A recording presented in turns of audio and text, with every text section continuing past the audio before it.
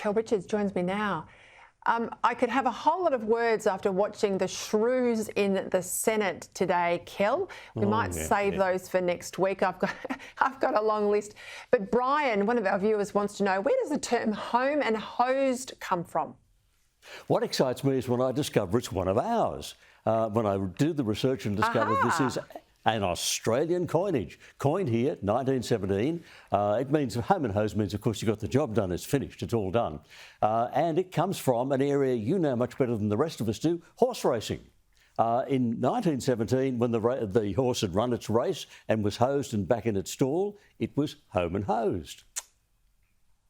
I love it. I love it. I did not know that.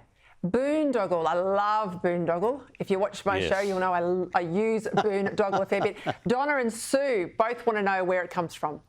Oh, there's a story behind this. I mean, it means, as you know, a pointless activity, particularly a pointless taxpayer-funded activity.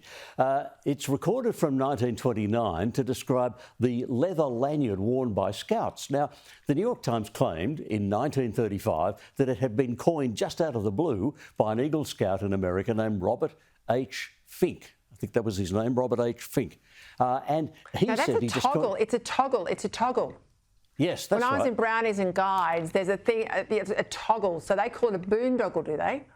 Yeah, they're saying it's not called a toggle. Well, they're saying in America at the time was called a boondoggle, or he called it a boondoggle.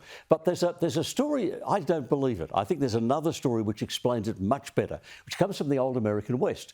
And there was a time when cowboys had not enough to do on the ranch, and they would sit around in the bunkhouse with a scrap of leather and a knife, and they would make decorative but fairly useless things. They coined a nonsense word to describe a nonsense activity, something which is basically pointless. Now, that fits the meaning of the word that we have, doesn't it? I think it does much better. I think the other one's absolutely toggle, not boondoggle. And I think that your explanation there, you know, in a bit of a Yellowstone sort of way, makes sense. This is one I never thought to ask you, but I've always wanted to know. It's a phrase that we used in politics a lot. You know, I don't want to tell you how to suck eggs, but, right? I've always hated the term, but there was never a better term or a better phrase that I could use because I'd never really heard of this one beyond this particular meaning. Where does it come from? Very old. There's actually a version of it in Latin. So it's a very old expression. The full expression is, don't teach your grandmother how to suck eggs. And there were variations on it. There was one that said something like, don't teach your grandmother how to milk ducks, or don't teach your grandmother how to steal sheep.